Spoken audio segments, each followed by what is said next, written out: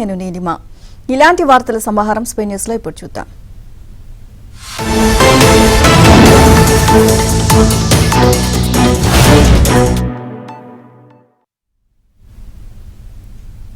లడ్డూ ప్రసాదాలను అపవిత్రం చేసిన వ్యవహారం కాకరేపుతుండగానే పులివెందుల ఎమ్మెల్యే జగన్ రెడ్డి తిరుమలకు వస్తుండడం మరింత మంట రాజేస్తుంది. 5 ఏళ్లుగా తన చేష్టలు లడ్డూ కల్తీలపై తన మాటలతో హిందూ భక్తుల మనోభావాలు గాయపరిచిన జగన్ ను తిరుపతిలో అడుగు పెట్టనీయబోము అని హిందూ సంఘాలు హెచ్చరికలు జారీ చేశాయి. ఈ నేపథ్యంలో పోలీస్ యంత్రాంగం అప్రమత్తమైంది. తిరుపతి పరిధిలో 30 పోలీస్ యాక్ట్ను విధించింది. ఇక మరోవైపు డిక్లరేషన్ ఇచ్చిన తర్వాతే తిరుమలలో స్వామిని దర్శించుకోవాలని కూటమి పార్టీలు డిమాండ్ చేస్తున్నాయి. ఆయన్ను అడ్డుకునేందుకు సన్నద్దమవుతున్నాయి. హిందూ ధర్మానికి వెంకటేశ్వర స్వామికి కళంకం తెచ్చిన జగన్ రెడ్డిని తిరుమల క్షేత్రంలో ఒక్క అడుగు కూడా వెయ్యనీయము అంటున్నారు. హిందువుల గుండెలు మండుతున్నాయి అని, ఇంకా రెచ్చగొట్టొద్దు, బాధ పెట్టొద్దు, మా తిరుమలకు రావద్దు అంటూ హెచ్చరికలు జారీ చేస్తున్నారు. ఇంకోవైపు జగన్ పర్యటన కోసం జిల్లా వైసీపీ నేతలు భారీ ఎత్తున జన సమీకరణకు ప్రయత్నిస్తున్నారు. ఈ నేపథ్యంలో తిరుపతిలో ఉద్రిక్త వాతావరణం నెలకొంది. జగన్ విమానం దిగే రేణుగుంట విమానాశ్రయం నుంచి అలిపిరి వరకు పెద్ద ఎత్తున పోలీసులు మోహరించారు. జిల్లాలో పోలీస్ 30 యాక్ట్ అమలు చేస్తున్నట్లు ఎస్పీ ప్రకటించారు. 5 ఏళ్లలో 20 లక్షల మందికి ఉద్యోగాలు, ఉపాధి అవకాశాలు కల్పిస్తామని మేనిఫెస్టోలో ఇచ్చిన హామీని నెరవేర్చేందుకు టీడీపీ కూటమి ప్రభుత్వం ప్రణాళికలు రూపొందిస్తోంది. నిరుద్యోగ యువతకు వివిధ రంగాల్లో ఉద్యోగ ఉపాధి అవకాశాలు కల్పించే అంశంపై ముఖ్యమంత్రి చంద్రబాబు సమీక్షించారు. రాష్ట్ర సచివాలయంలో నైపుణ్య శిక్షణ, సెర్ప్, ఎంఎస్సీ, పరిశ్రమ శాఖల అధికారులు, పారిశ్రామిక రంగ నిపుణులతో సమావేశమయ్యారు. హైబ్రిడ్ విధానంలో ఇంటి వద్ద నుంచే పనిచేసే ఉద్యోగాల కల్పనకు ప్రాధాన్యమివ్వాలి అన్నారు. నిరుద్యోగ యువతకు నైపుణ్య శిక్షణ ఇప్పించడం ద్వారా పరిశ్రమలకు అవసరమైన మానవ వనరులు సమకూర్చాలి అని అధికారులను ఆదేశించారు. బహుళ జాతి కంపెనీలతో నైపుణ్య శిక్షణ కేంద్రాలను ఏర్పాటు చేసేందుకు చర్యలు చేపట్టాలి అన్నారు. వివిధ కారణాలతో గ్రామాల్లో ఉండిపోయిన వారికి తగిన అవకాశాలు కల్పిస్తే మంచి ఫలితాలు వస్తాయని, ప్రభుత్వం, పారిశ్రామికవేత్తలు కలిసి ఈ దిశగా పనిచేయాలి అని కోరారు. విజయవాడ వరదలో సర్వం కోల్పోయిన బాధితులు తమకు ఉపాధి కల్పించాలని కోరారని, వారికి ఎలాంటి ఉపాధి కల్పించవచ్చో పరిశీలన చేసి ప్రణాళిక సిద్ధం చేయాలి అన్నారు. రెడ్ బుక్ అమలు ఇప్పటికే ప్రారంభమైంది అన్నారు మంత్రి లోకేష్. చట్టాన్ని ఉల్లంఘించిన వారికి శిక్ష తప్పదు అంటూ తాను చెప్పిన మాటకు కట్టుబడి ఉన్నానని మరోసారి స్పష్టం చేశారు. ఇక తప్పు చేసిన వారిని వదిలేది లేదు అని, ఇందులో భాగంగా ఐపీఎస్లు సస్పెండ్ అయ్యారని గుర్తు చేశారు. విశాఖ పార్టీ కార్యాలయంలో ప్రజలు వినతులు స్వీకరించిన మంత్రి లోకేష్ గత ప్రభుత్వ హయాంలో యూనివర్సిటీల్లో జరిగిన అవకతవకలపై విచారణ చేసి చర్యలు తీసుకుంటామని అన్నారు. విద్యుత్ బిల్లు 300 యూనిట్లు దాటింది అనే కారణంతో జగన్ సర్కార్ ఇంజనీరింగ్ డిగ్రీ విద్యార్థులకు ఫీజు రియంబర్స్మెంట్ చేయకుండా నిలిపివేసిందని, ఆ బకాయిలను విడుదల చేయాలని విస్తృత దళిత సంఘాల వేదిక ప్రతినిధులు లోకేష్ కు విజ్ఞప్తి చేశారు. ఎయిడెడ్ పాఠశాలలు, కళాశాలను ప్రభుత్వం స్వాధీనం చేసుకుని విద్యా వ్యవస్థను బలోపేతం చేయాలని, వైసీపీ హయాంలో జరిగిన దళితుల హత్యలు, దాడులపై సమగ్ర విచారణ జరిపి దోషులను శిక్షించాలని అభ్యర్థించారు. నూతన మద్యం పాలసీ విడుదలకు ఏపీ ప్రభుత్వం సిద్దమైంది. నేడు రేపు నోటిఫికేషన్ జారీ చేయనుంది. ఏపీ వ్యాప్తంగా మొత్తం 3736 షాపులు ఏర్పాటు చేయాలని నిర్ణయించింది. అందులో 340 షాపులను కల్లుగీత కార్మికులకు కేటాయించింది. మిగిలిన 3396 షాపులను లాటరీ విధానంలో కేటాయిస్తారు. జనాభా ఆధారంగా లైసెన్స్ ఫీజులకు 4 స్లాబ్లను ఎక్సైజ్ శాఖ రూపొందించింది. 10,000 మంది లోపు జనాభా ఉన్న ప్రాంతాల్లో 50 లక్షల రూపాయలు లైసెన్స్ ఫీజుగా చెల్లించాలి. 10,000 దాటి 50,000 మంది వరకు 55 లక్షలు, 50,000 పైబడి 5 లక్షల మంది వరకు ఉన్న చోట్ల 65 లక్షలు, 5 లక్షల మందికి పైగా ఉన్న ప్రాంతాల్లో 85 లక్షలను ఫీజుగా నిర్ణయించారు. ఈ ఫీజులను ఏడాదిలో 6 విడతల్లో చెల్లించే వెసులుబాటు వ్యాపారాలు కల్పిస్తున్నారు. ఇక ఏటా 10% పెంచుతారు. 50 లక్షల రూపాయల స్లాబ్ పరిధిలోని ఎక్కువగా 1310 షాపులు ఉన్నాయి. 55 లక్షల స్లాబ్లో 1032, 65 లక్షల పరిధిలో 1100, 19,085 లక్షల పరిధిలో ఇక 275 దుకాణాలు ఉన్నాయి. జిల్లాలో వారీగా చూస్తే తిరుపతి జిల్లాలో అత్యధిక 264 షాపులు ఉన్నాయి. వాటిలో 24 గీత కార్మికులకు కేటాయించారు. తర్వాతి స్థానం పశ్చిమ గోదావరి జిల్లా 225 షాపులు ఉన్నాయి. అత్యల్పంగా అల్లూరి సీతారామరాజు జిల్లాలో 37 షాపులు, పార్వతీపురం మన్యంలో 58 షాపులు ఉన్నాయి. మద్యం షాపుల పనివేళలు ఉదయం 10 గంటల నుంచి రాత్రి 10 గంటల వరకు ఉంటాయి. అలాగే మొత్తం షాపులను ప్రభుత్వం 2 విధాలుగా వర్గీకరించింది. నిర్ణయించింది. ఇక 3736లో గీత కులాలకు కేటాయించిన 340 షాపులకు విడిగా నోటిఫికేషన్ ఇవ్వాలని నిర్ణయించింది. మిగిలిన 3396 షాపులకు ఈ రోజు నోటిఫికేషన్ వచ్చే అవకాశం ఉంది. వచ్చే నెల మొదటి వారంలోగా ఈ పాలసీని అమల్లోకి తీసుకురావాలని ఎక్సైజ్ శాఖ సంకల్పించింది. అప్పటి వరకు ప్రభుత్వ మద్యం షాపులు కొనసాగుతాయి. ఇక ఆ తర్వాత గీత కార్మికులకు కేటాయించిన 340 షాపులకు మరో నోటిఫికేషన్ ఇస్తారు. ఎలైట్ షాపులను కూడా ప్రత్యేకంగా నోటిఫికేషన్ ఇవ్వనున్నారు. మద్యం పాలసీపై నియమించిన కేబినెట్ సబ్ కమిటీ చేసిన సిఫార్సుల్లో ప్రభుత్వం 3 సవరణలను చేసింది. క్వార్టర్ సీసా కనీస ధరను 100 రూపాయలకు సిఫార్సు చేయగా దాన్ని 99 రూపాయలకు మార్చింది. ఎలైట్ షాపులను నగరాల్లో ఏర్పాటు చేయాలని సిఫార్సు చేయగా తిరుపతిని మినహాయించింది. గీత కార్మికులకు 10% షాపులను సిఫార్సు చేయగా దాన్ని గీత కులాలుగా మార్చింది. ఇక గత ప్రభుత్వం కొత్తగా సృష్టించిన స్పెషల్ ఎన్ఫోర్స్మెంట్ బ్యూరో సెబ్ ను పూర్తిగా రద్దు చేస్తూ గవర్నర్ ఆర్డినెన్స్ జారీ చేశారు. సెబ్ ఏర్పాటు చేసిన గత ప్రభుత్వం కొన్ని అధికారాలను ఎక్సైజ్ తో పాటు సెబ్ కు కూడా ఇచ్చింది. ఇటీవల ఎక్సైజ్ శాఖను పునర్వ్యవస్థీకరించడంతో ఎక్సైజ్ చట్టంలో సెబ్ కు అధికారాలు సెబ్ అనే పేరును తాజా ఆర్డినెన్స్ లో తొలగించారు. కాగా మద్యం షాపులకు సంబంధించి మరో ఆర్డినెన్స్ జారీ కావాలి ఉంది. ఇక గతంలో మద్యం వ్యాపార ప్రభుత్వం లేదా ప్రైవేటు అని చట్టంలో ఉండేది. ఇక వైసీపీ ప్రభుత్వం ప్రైవేటును పూర్తిగా తొలగించింది. దీంతో ఇప్పుడు కొత్త పాలసీ ఇవ్వాలంటే చట్టంలో మళ్లీ ప్రైవేటును చేర్చాలి. ఈ ఆర్డినెన్స్ కోసం ఇటీవల రాజ్భవన్ కు పంపిన ఫైల్లో కొన్ని పొరపాట్లు ఉండడంతో వాటిని సవరించి మళ్లీ పంపారు. ఇక ఆర్డినెన్స్ జారీ కాగానే పాలసీకి నోటిఫికేషన్ ఇస్తారు. ఆంధ్రప్రదేశ్లో కూటమి ప్రభుత్వం అధికారంలోకి వచ్చిన తర్వాత పలు కీలక నిర్ణయాలు తీసుకుంది. 2014 నుంచి 2019 మధ్య అధికారంలో ఉన్న సమయంలోనే కార్యక్రమాలు జగన్ రెడ్డి ప్రభుత్వ హయాంలో ఆగిపోయాయి. అయితే వాటిని తిరిగి ప్రారంభిస్తోంది కూటమి ప్రభుత్వం. తాజాగా ఏపీ ప్రభుత్వం మరో కీలక నిర్ణయం తీసుకుంది. విజయవాడ దుర్గా ఘాట్ వద్ద కృష్ణమ్మకు నవహారతుల కార్యక్రమానికి శ్రీకారం చుట్టారు. ఇక ఈ క్రమంలో కృష్ణమ్మకు ఆగిపోయిన పంచహారతులను నవహారతుల పేరుతో పునః ప్రారంభిస్తున్నారు. గతంలో ముఖ్యమంత్రి చంద్రబాబు ఆధ్వర్యంలో పవిత్ర సంగమం వద్ద కృష్ణమ్మ హారతిని ఒక పవిత్ర ఆధ్యాత్మిక కార్యక్రమంగా ప్రతిరోజు నిర్వహించారు. ఇప్పుడు మళ్లీ తిరిగి దసరా శరన్నవరాత్రుల సమయానికి పంచహారతులను ప్రారంభించేందుకు ట్రయల్ రన్ నిర్వహిస్తున్నారు. ఇక ఈ గత 5 ఏళ్ల వైఎస్ఆర్సీపీ పాలనలో ఈ కార్యక్రమాన్ని నిర్వహించకుండా నిర్లక్ష్యం చేసింది. ఇక హారతి కార్యక్రమానికి సంబంధించి దుర్గాఘాట్ వద్ద సౌకర్యాలు ఇతర సదుపాయాలు పూర్తి స్థాయిలో పునరుద్దరించేందుకు ఆయా శాఖల అధికారులు చర్యలు చేపట్టారు. ఇక రాబోయే రోజుల్లో ఈ ప్రాంతాన్ని ఒక పవిత్ర ఆధ్యాత్మిక పర్యాటక ప్రాంతంగా తీర్చిదిద్దేందుకు అన్ని చర్యలు తీసుకోవాలని పలువురు అభిప్రాయపడ్డారు. వైసీపీ నుంచి కీలక నేతలు బయటకు వస్తున్నారు. జగన్ నాటకాలు అర్థం అయ్యాక అమ్మో అనుకుంటూ దూరం జరుగుతున్నారు. ఇక తాజాగా మాజీ మంత్రి బాలినేని శ్రీనివాసరెడ్డి, మాజీ ఎమ్మెల్యేలు కిలారి రోషయ్య, సామినేని ఉదయభాను జనసేన పార్టీలో చేరారు. మంగళగిరిలోని జనసేన కార్యాలయంలో పవన్ కళ్యాణ్ సమక్షంలో పార్టీ కండువా కప్పుకున్నారు.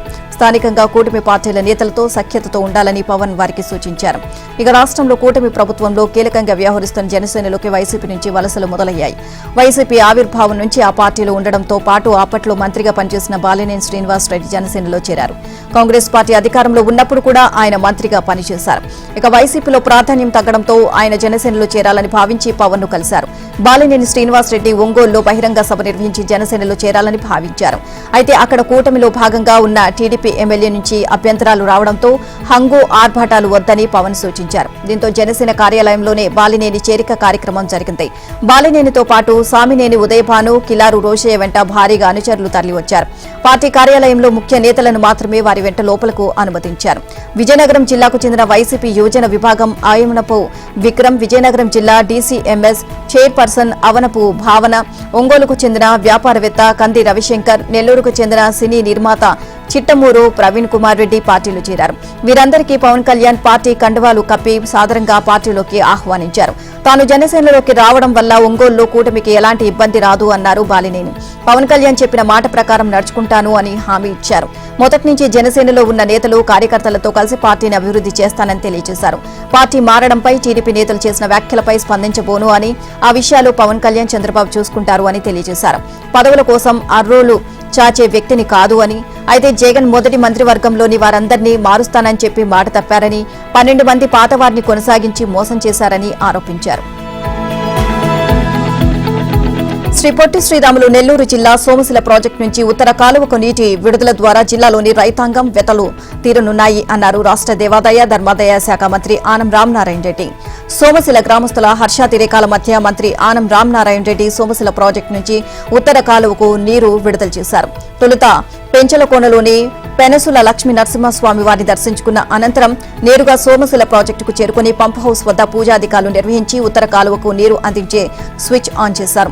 ఆత్మకూరు, ఉదయగిరి, కావలి నియోజకవర్గ రైతులకు సాగునీటితో పాటు తాగునీటితో ప్రజల దాహార్తం తీర్చేందుకు ఉత్తర కాలువకు నీరు విడుదల చేయాలని రాష్ట్ర ప్రభుత్వం నిర్ణయించింది అని మంత్రి ఆనం రామనారాయణ రెడ్డి అన్నారు.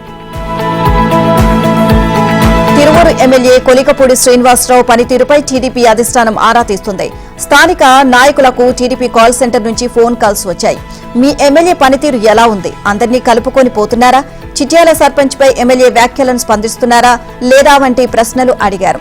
అయితే కొద్ది రోజులుగా ఎమ్మెల్యే వ్యవహార శైలిపై తీవ్ర విమర్శలు వస్తున్నాయి.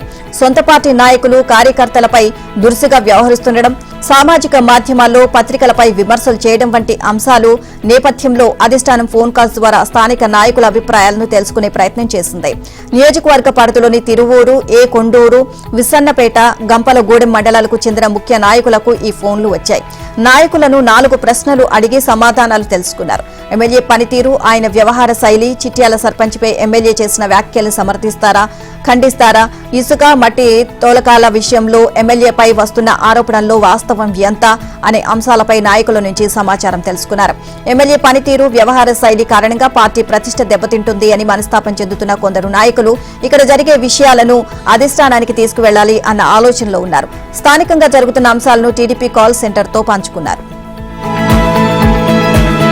తిరుపతి జిల్లా వెంకటగిరిలో జరిగిన పోలేరమ్మ జాతరకు భక్తులు పోటెత్తారు. అనేక రాష్ట్రాల నుంచి లక్షలాది మంది భక్తులు తరలివచ్చి అమ్మవారిని దర్శించుకున్నారు. మంత్రి ఆనం రామనారాయణ రెడ్డి, ఎమ్మెల్యే కురుగొండ్ల రామకృష్ణ ఆధ్వర్యంలో జాతరను నిర్వహించారు. ముందుగా చాకలి మండపంలో అమ్మవారి ప్రతిమకు పసుపు కుంకుమలతో సారి సమర్పించారు. శోభాయాత్రలో భాగంగా ప్రత్యేక పూల రథంలో నడి వీధి నుంచి ఆలయానికి అమ్మవారిని తీసుకొచ్చారు.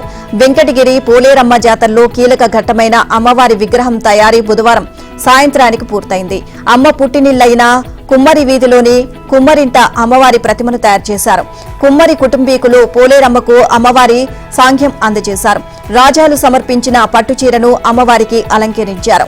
విగ్రహం తయారీ పూర్తయ్యాక అమ్మవారిని దర్శించుకునేందుకు ఉంచారు. ఇక్కడ వేలాది మంది భక్తులు పోలేరమ్మను దర్శించుకున్నారు. ఈ ఆధ్యాత్మిక చివరి ఘట్టం విరూప శోభాయాత్రలో భక్తులు లక్షల సంఖ్యలో పాల్గొని అమ్మవారిని దర్శించుకుని పునీతులయ్యారు.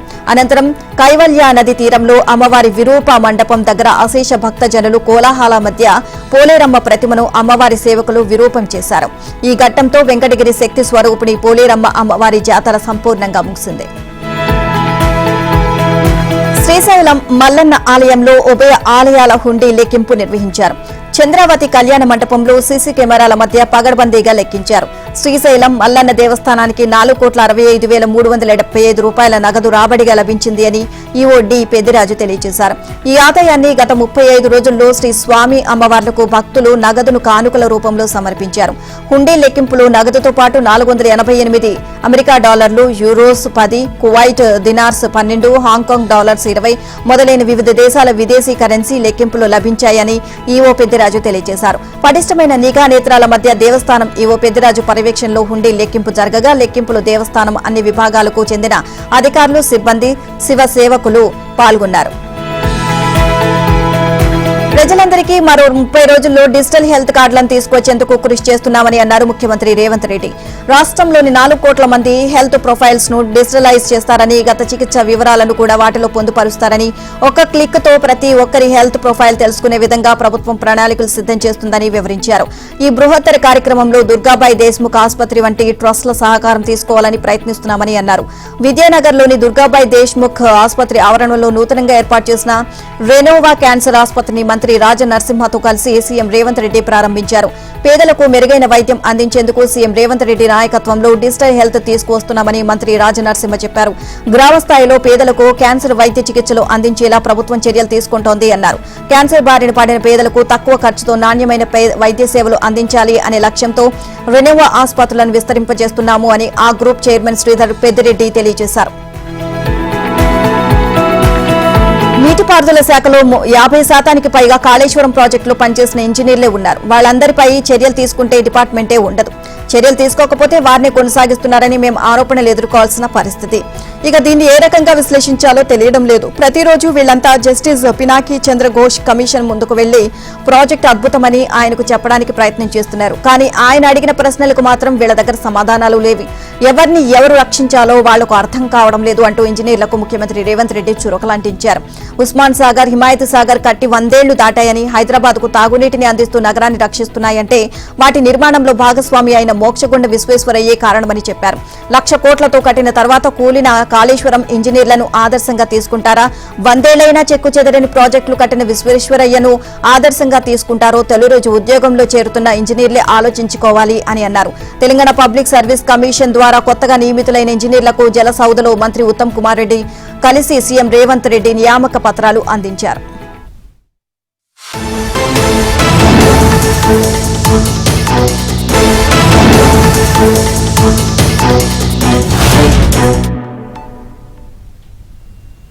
ప్రతిష్టాత్మకంగా భావిస్తూ అర్హులైన పేదలందరికీ లబ్ధి చేకూర్చాలని చూస్తున్న ఇందిరమ్మ ఇంటి పథకంపై తెలంగాణ రాష్ట్ర ప్రభుత్వం ప్రత్యేక దృష్టి సారించింది.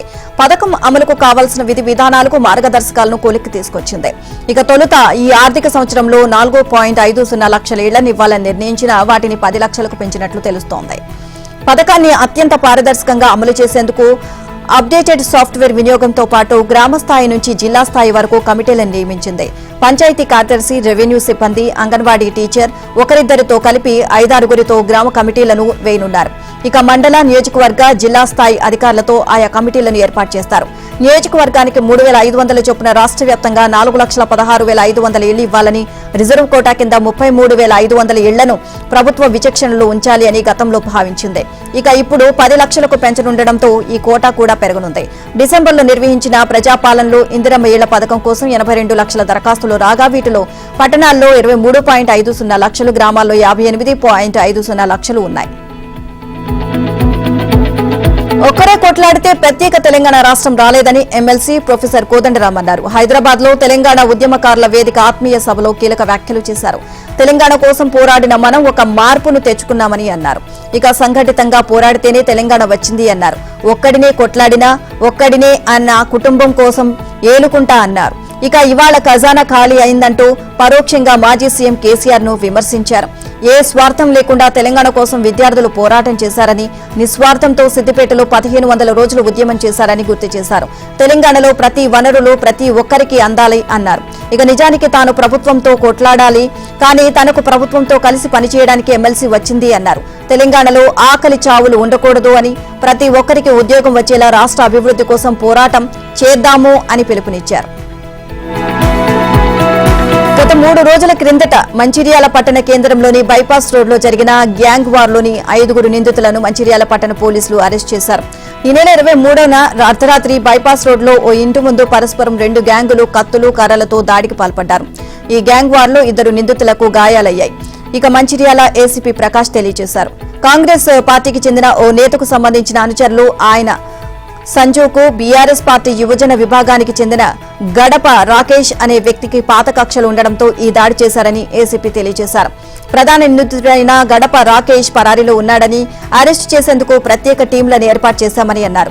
మంచిర్యాల పట్టణంలో ఎలాంటి అసాంఘిక కార్యక్రమాలు చోటు చేసుకోకుండా పెట్రోలింగ్ ఏర్పాటు చేస్తున్నట్లు తెలియజేశారు. ప్రజలకు శాంతి భద్రతలకు విఘాతం కలిగిస్తే ఎంతటి వారినైనా ఉపేక్షించేది లేదు అని హెచ్చరించారు. నిందితుల నుంచి కత్తి, కర్రలను స్వాధీనం చేసుకున్నట్లు ఏసీపీ ప్రకాష్ తెలియజేశారు. భూముల మార్కెట్ విలువలు పెంచాలి అని తెలంగాణ సర్కార్ నిర్ణయించిన నేపథ్యంలో నవంబర్ 1 నుంచి సవరించిన కొత్త రిజిస్ట్రేషన్ విలువలు అమల్లోకి రానున్నాయని రెవెన్యూ శాఖ మంత్రి పొంగులేటి శ్రీనివాస్ రెడ్డి అన్నారు. ఇక పెంచనున్న మార్కెట్ విలువలపై విమర్శలు తలెత్తకుండా ఉండేందుకు జాగ్రత్తలు తీసుకుంటున్నామని అన్నారు. ఇక విలువలు పెంపు శాస్త్రీయంగా ఉండాలన్నదే ప్రభుత్వ ఉద్దేశమని చెప్పారు మంత్రి పొంగులేటి శ్రీనివాస్. సిఈజిఐఎస్ ఇచ్చే నివేదికపైనే ఆధారపడకుండా రిజిస్ట్రేషన్ శాఖ అధికారుల నుంచి కూడా ప్రతిపాదనలను పరిశీలించి తుది నిర్ణయం తీసుకోనున్నారు. ఇక అక్టోబర్ 15 లోపల నివేదిక ఇస్తుందని, ఆ వెంటనే మార్కెట్ విలువల సవరణపై నిర్ణయం తీసుకుంటామని అన్నారు. ప్రభుత్వ, private minority, non minority medical కళాశాలలో ఎంబీబీఎస్ కన్వీనర్ కోటా సీట్ల భర్తీకి సంబంధించి మొదటి దశ కౌన్సిలింగ్ ప్రక్రియకు సంబంధించిన నోటిఫికేషన్ కాళోజీ నారాయణరావు ఆరోగ్య విశ్వవిద్యాలయం విడుదల చేస్తుంది. అందులో మెరిట్ జాబితాలో పేర్లున్న అభ్యర్థులంతా ఈ ఉదయం 6 గంటల నుంచి 29వ తేదీ సాయంత్రం 6 గంటల వరకు వెబ్ ఆప్షన్లు ఇచ్చుకోవాలని చెప్పి సూచించింది. మొత్తం 60 ప్రభుత్వ, ప్రైవేటు మెడికల్ కాలేజీలో 5,658 ఎంబీబీఎస్ సీట్లను భర్తీ చేయనున్నారు. ఇందులో 5,125 ఎంబీబీఎస్ సీట్లు ప్రభుత్వ, ప్రైవేటు, నాన్ మైనార్టీ కాలేజీల్లోని కన్వీనర్ కోటా సీట్లు కాగా 330 మైనార్టీ కాలేజీల్లోని ఎంబీబీఎస్ కన్వీనర్ కోటా సీట్లు ఉన్నాయి. రాష్ట్రంలో ఈడబ్ల్యూఎస్ కోటాను 7 కాలేజీల్లో అమలు చేస్తామని కాళోజీ వర్సిటీ ప్రకటించింది. గాంధీ, మహబూబ్ నగర్, నిజామాబాద్, కాకతీయ మెడికల్ కాలేజీలు, Adilabad, RIMS, Siddipet, ESI medical కాలేజీలో ఈడబ్ల్యూఎస్ కేటగిరీ కింద 203 సీట్లు ఉండనున్నాయి. మూసీ పరివాహక పరిధిలోని నిర్మాణాలకు మార్కింగ్ చేసే ప్రక్రియ ఉద్రిక్తంగా మారింది. హైదరాబాద్ లోని వివిధ ప్రాంతాల్లో పోలీస్ బందోబస్తు మధ్య రెవెన్యూ, ఇరిగేషన్, సర్వే విభాగానికి చెందిన అధికారులు ఈ సర్వే చేపట్టారు. మూసీ రివర్ బెడ్ లో ఉన్న ఇళ్లు, వాటి యజమానుల వివరాలు నమోదు చేసుకునేందుకు వచ్చిన అధికారులను పలు ప్రాంతాల్లో నివాసితులు అడ్డుకున్నారు. ఇక Chaitanyapuri, Phanigiri colony, Venkata Sainagar colony, New Maruti Nagar, Satyanagar లో అధికారులతో స్థానికులు వాగ్వాదానికి దిగారు. ఎట్టి పరిస్థితుల్లో సర్వే చేయనివ్వము అన్నారు. సీఎం డౌన్ డౌన్ అని నినాదాలు చేశారు. రెవెన్యూ అధికారుల వద్ద ఉన్న పత్రాలను లాక్కొని చించివేశారు. అయితే నిర్వాసితులకు ప్రభుత్వం డబుల్ బెడ్రూమ్ ఇళ్లు కేటాయిస్తుందని, ఆ తర్వాతే మార్కింగ్ చేసిన ఇళ్లను తొలగిస్తామని అధికారులు స్పష్టం చేశారు. పేదలు జీవితకాల సంపాదనతో నిర్మించుకున్న ఇళ్లను కూల్చే హక్కు రాష్ట్ర ప్రభుత్వానికి లేదని కేంద్ర బొగ్గు గనుల శాఖ మంత్రి కిషన్ రెడ్డి అన్నారు. హెచ్ఎంటీఏ, జీహెచ్ఎంసీలు ఇచ్చిన అనుమతులు తప్పని హైడ్రా ఎలా నిర్ణయిస్తుంది అని ప్రశ్నించారు. ఒక సంస్థ అనుమతులు ఇస్తే కొత్తగా మరో సంస్థను ఏర్పాటు చేసి అక్రమం అంటూ కూలగొట్టడం ఎంతవరకు సమంజసమని నిలదీశారు. గతంలో కాంగ్రెస్, బీఆర్ఎస్ పాలనలో అక్రమ నిర్మాణాలను రెగ్యులరైజ్ చేశారని గుర్తు చేశారు. ఏ ప్రభుత్వాలైనా పేదలకు ఇళ్లు, రోడ్లు, భవనాలు, బ్యారేజీలు, బ్రిడ్జిలు, ఆసుపత్రులు, విద్యాసంస్థలు నిర్మిస్తాయని, ఈ సర్కార్ హైడ్రా పేరుతో నిర్మాణాలను తొలగిస్తూ ఏకపక్షంగా వెళ్తోంది అని తప్పుపట్టారు. హైడ్రా కూల్చివేతల నేపథ్యంలో బాధితులు తన దృష్టికి తీసుకువచ్చిన అంశాలు, మేధావుల ఆలోచనలు, మీడియా ద్వారా తెలుసుకున్న అంశాలతో కిషన్ రెడ్డి సీఎం రేవంత్ రెడ్డికి లేఖ రాశారు. ఆక్రమణలు, అక్రమ నిర్మాణాలను మేము సమర్థించాం. అయితే వాటిపై తీసుకునే చర్యలు న్యాయబద్దంగా, సహజ న్యాయ సూత్రాలకు అనుగుణంగా ఉండాలి అన్నారు కిషన్ రెడ్డి. ముఖ్యంగా పేద, మధ్యతరగతి ప్రజల విషయంలో వీటి ఆధారంగానే పనిచేయాలని పేర్కొన్నారు. తప్పుడు లేఅవుట్లతో మభ్యపెట్టి పెట్టుబడులు పెట్టించి స్థలాలు, ప్లాట్లు అమ్మిన వారికి కూడా బాధ్యులను చేసేలా కఠినమైన ఓపెన్ ఏఐలో కీలకంగా పనిచేసిన మీరా మురాఠీ రాజీనామా ప్రకటించారు. ఇక ఏఐ రంగంలో పెద్ద ప్రాజెక్టులను పూర్తి చేయడంలో ఫేమస్ అయిన ఆమె సుమారు 6.5 సంవత్సరాలు ఓపెన్ ఏఐలో పనిచేశారు. అయితే ప్రస్తుతం రాజీనామా చేసిన ఆమె తన కోసం మరింత సమయం కేటాయించడం కోసం, తన గురించి తాను మరింత తెలుసుకోవడం కోసం రిజైన్ చేస్తున్నట్లు చెప్పుకొచ్చారు. ఇక చాట్ జీపీటీని కంపెనీలో కీలకంగా మార్చడంలో, దాన్ని ముందుకు తీసుకువెళ్లడంలో మీరా మురిటి కీలక పాత్ర పోషించింది. ఇక తన రాజీనామా భవిష్యత్తు ప్రయాణం గురించి చెబుతూ మీరా మురాఠీ ట్విట్టర్ వేదికగా రిజైన్ చేస్తున్నట్లు తెలియజేశారు. ఇక చాట్ జీపీటీ ప్రాజెక్టుతో సహా కంపెనీతో తన 6.5 సంవత్సరాలు చాలా బాగా గడిచాయని, అపూర్వమైన అధికారాలు లభించాయని అందులో పేర్కొంటూ సంస్థకు కృతజ్ఞతలు తెలియజేశారు. బంగ్లాదేశ్ తో 2 టెస్టుల సిరీస్ లో శుభారంభం చేసిన టీమిండియా మరో కీలక పోరుకు సిద్దమైంది. కాన్పూర్ వేదికగా ప్రారంభం కానున్న 2వ టెస్టు పర్యాటక బంగ్లాదేశ్ లో అమీతుమీ తేల్చుకోనుంది.